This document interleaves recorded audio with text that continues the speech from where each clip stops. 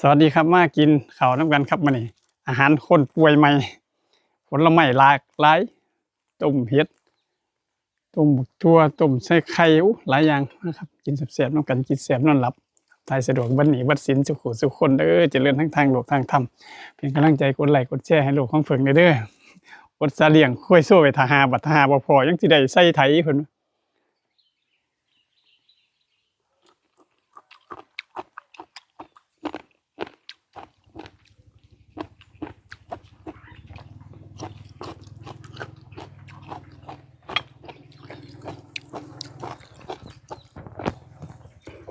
ลูกผักตำนินใบกันพร้อม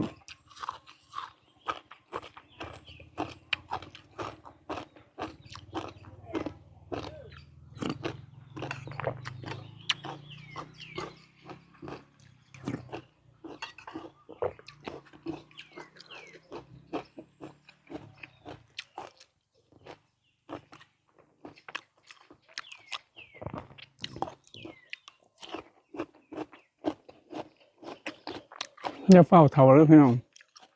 เฒ่ามากสิเป็นจังซี่อ่ะกินข้าวกับของหวานไปซั่นตั่ว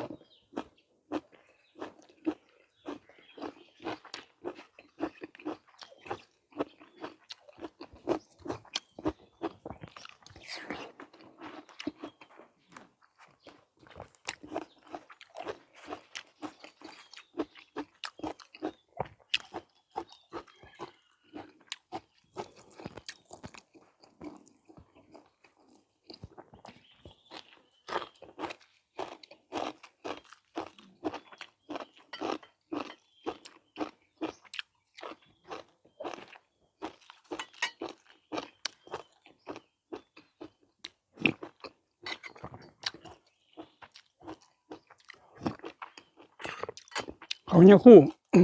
ก็ใส่หลายอย่างก็ดินก็ใส่ถั่วดำก็ใส่